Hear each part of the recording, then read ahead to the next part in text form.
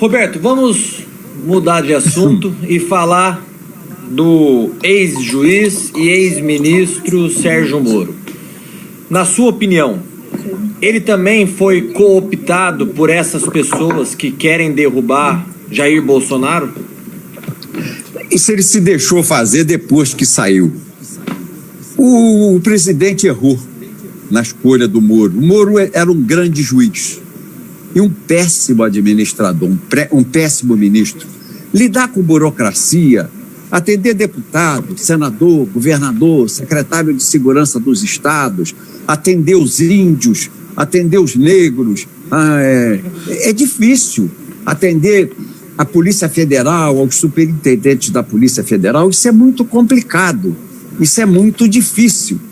Então o Moro foi um fracasso como ministro, Felipe, foi um fracasso, tanto que ele paralisou as atividades da Polícia Federal por completo. Houve uma completa paralisação das atividades da Polícia Federal. Mas o Moro sempre se achou acima de todos. Você viu naquela reunião que criminosamente o alemão, o Alzheimer, o ministro Celso Mello tem um apelido carinhoso de alemão, de Alzheimer. Ele carinhosamente é chamado assim.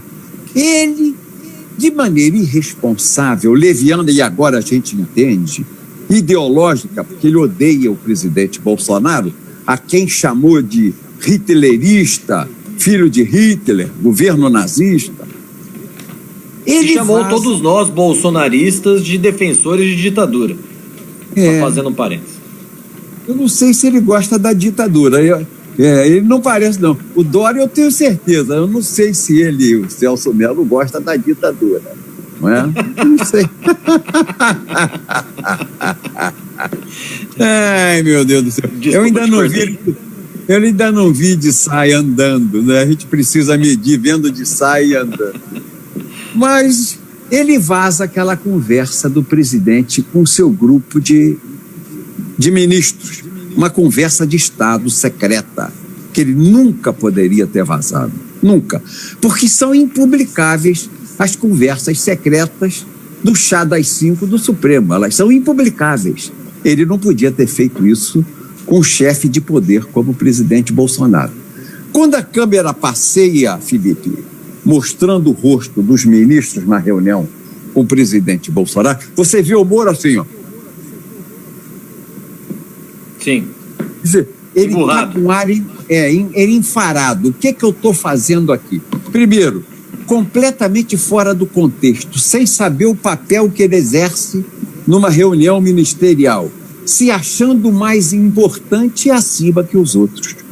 Esse foi o erro do presidente Bolsonaro de contratá-lo ministro, porque o Moro ele tem compromisso apenas com a biografia, ele não tem compromisso com o grupo que ele integra, com o chefe político que o nomeia e com o grupo político que ele convive.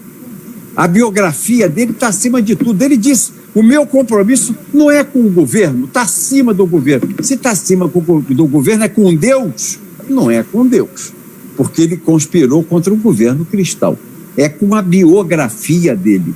Esse pessoal que tem essa vaidade intelectual, Dr. Ronald Scalzi, em Harvard, em Coimbra, no MIT, por aí afora, mundo afora, esses caras não servem para o governo. É melhor você botar uma pessoa mais humilde, porque os humildes são mais leais. Todo homem que tem um currículo muito grande a exibir e fala com vaidade do seu próprio currículo, ele não presta para ser parceiro, fazer parte de uma administração. A vaidade do Moro levou a deslealdade ao presidente Jair Bolsonaro. E foi um ministro incompetente. Bastou ele sair, que a Polícia Federal já pegou um monte de governador, um monte de prefeito, todo mundo roubando o covidão, o dinheiro do Covid que o pessoal está botando no bolso. E é o que nós estamos vendo. Eu até coloquei no meu Twitter recentemente que me parece que há uma relação direta entre a saída do Moro e as operações da Polícia Federal. Claro que ele não queria as operações. E recentemente uma jornalista, Vera Magalhães, disse que e nos acusou os bolsonaristas de termos acesso à Polícia Federal porque nós estávamos denunciando o Covidão. Mas não precisa ser minimamente inteligente para saber que isso ia acontecer. Amigo, quando foi decretada a pandemia, o estado de calamidade pública suspende a licitação para os estados e municípios. Quando as compras são feitas com a necessidade de licitação, você já tem problema dos prefeitos e governadores que abusam. Sempre dá. Você vê, está no Tribunal de Contas da União, no Tribunal de Contas dos Estados, sempre tem problema. Um prefeito, outro, um governador, outro, leva 10% mesmo na licitação. Você imagina que a transferência que foi feita para eles foi dinheiro líquido, foi custeio, verba de custeio. Sangue na veia, sem contrato e sem convênio, dinheiro em espécie na conta para combate do Covidão. Está na cara o que eles vão fazer. Eu pensei aqui, eu não sou tão mal quanto o Fernando Henrique, eu não sou tão velho, eu não sou um diabo assim tão velho quanto ele, mas estou no caminho, estou com 67 e já vivi muitos anos no parlamento.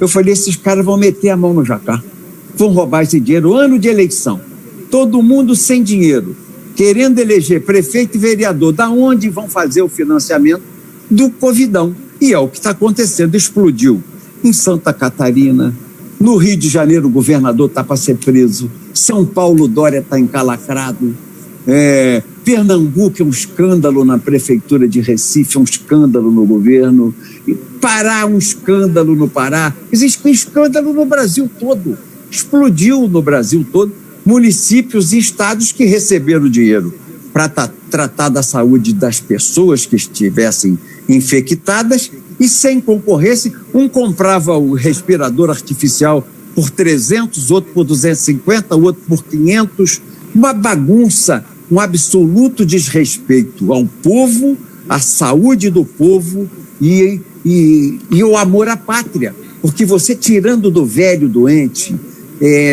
da pessoa que tem comorbidade, que está doente e em risco de morrer, é um crime que não tem perdão, isso é um crime hediondo. Essas pessoas vão pagar um preço alto com Deus quando passarem dessa vida para outra, meu irmão.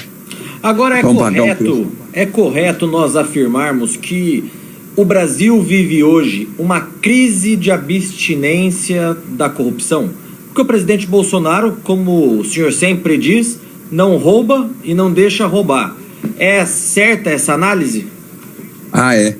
Se ele tivesse um problemazinho de desonestidade no governo, a mídia já tinha jogado ele no chão. Com o oncologista do meu médico clínico, aguardando passar para eu voltar para Brasília para poder trabalhar, porque nós estamos parados. E nós estamos escrevendo em defesa do presidente. A Polícia Federal esteve aqui 3 vezes. Uma vez para revistar minha casa, para ver se eu tinha computador, se eu tinha arma de fogo grande, fuzil, metralhadora, para ver se eu estava numa ligação, isso tudo por ordem do Alexandre Moraes. Eu li o mandado, eu tenho o mandado do Alexandre Moraes, não é uma iniciativa da Polícia Federal. Se eu tenho grupo, se eu me relaciono com grupo, se eu recebo dinheiro, se eu uso robô para impulsionar, se eu recebo dinheiro para defender o presidente, dinheiro privado, dinheiro público, tudo numa cabeça doentia de um homem doentio, que é o Alexandre Moraes, ministro do Supremo Tribunal Federal. Ele acha que todos nós somos como os ex-clientes dele, do PCC, do primeiro comando da capital, que reúne o grupo criminoso mais perigoso do Brasil e o mais milionário grupo criminoso, porque traficar entorpecentes em São Paulo faz um poder econômico monstruoso. Eles são donos de postos de gasolina, de restaurantes, de bares, de mercados, tudo para lavar dinheiro.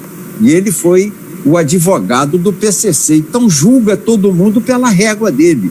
Ele acha, na audácia dele de pensar, porque ele pensa com a audácia dos clientes que foram dele, dos clientes que ele teve, ele tem a mesma audácia dos homens que fizeram dele advogado.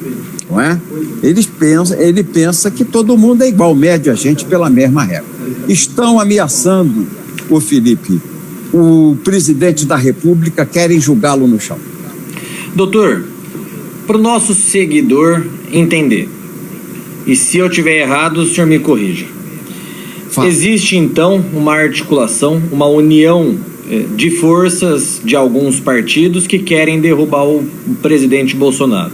Basicamente, PSDB, DEM, se uniram com a esquerdalha que destruíram o nosso Brasil nos últimos anos e estão usando os seus diversos braços, seja na grande mídia, seja dentro do Congresso Nacional ou dentro do STF e das nossas demais cortes jurídicas, para tentar derrubar o presidente Bolsonaro da forma mais rápida possível. Antes, o plano desse grupo era um impeachment, mas, como o senhor disse, o povo foi para a rua. Foi para a rua não para pedir o impeachment do Bolsonaro, mas para defender o nosso presidente Bolsonaro. E agora, essa união de forças, ao que nos parece, se deslocou para o STF e agora o TSE, uma vez que o Alexandre de Moraes também assumiu a vaga no TSE na data de ontem. É isso mesmo? É isso mesmo. E o Luiz Barroso, que proibiu que ele expulsasse daqui os 32 diplomatas comunistas da Venezuela, a pedido de um deputado do PT do Rio Grande do Sul, o Alexandre de Moraes deu uma ordem, um mandado de segurança, impedindo que se executasse uma ordem perfeita e acabada do presidente da República e do Ministério de Relações Exteriores. No Supremo, você tem 11 ministros de esquerda contra o presidente Jair Bolsonaro. No STJ, no Superior Tribunal de Justiça, dos 31 ministros, 26 são ligados ao PT, foram nomeados pelo PT. E no Tribunal Superior Eleitoral, dos 7, 6 são nomeados pelo PT. Quer dizer, o presidente está numa brutal minoria. São juízes progressistas, são juízes marxistas, são juízes maoístas e que querem impedir um governo conservador e de direita de colocar na prática o seu ideário, o seu compromisso com o seu eleitor. Algumas pessoas, doutor Roberto, dizem o seguinte: mas como que o Roberto Jefferson tem todas essas informações? Como que o Roberto Jefferson sabe disso tudo? O senhor pode comentar um pouco para a gente disso? Eu tenho um Twitter, onde tem 130 mil seguidores. Eu cheguei a 300 mil seguidores, mas eu adoeci, infelizmente, tive um problema aí que me levou a várias cirurgias, e eu tive que deixar o meu Twitter vim caindo. Hoje estou com 130 mil, que é um bom número, mas eu cheguei a 300 mil seguidores no Twitter. E tenho dado aí 58 milhões de interações, que é muito forte. Por que eu sempre tive isso? O blog do Jefferson sempre teve uma audiência muito grande, um peso muito grande. Eu leio a mídia, está aqui em cima da minha mesa, ó. Jornal Globo, Jornal Valor, Jornal Estadão, Jornal A Folha, vejo TV, ouço rádio, tudo cedinho, na madrugada. E aí faço uma leitura, como fiz durante os meus 6 mandatos de deputado federal. Eu tive 6 mandatos consecutivos de deputado federal no PTB, pelo PTB. Eu li a mídia de manhã cedo e já sabia para onde ia o fato político daquele dia. E eu consigo interpretar na leitura da mídia essas articulações dos velhos políticos que comandam ainda o Brasil, fora até do parlamento ou fora do poder executivo. Eu leio, já entendo para onde está se caminhando a coisa. Quando eu li no dia 20 a Veja e o Estadão, eu coloquei no Twitter, aí me ligou aquele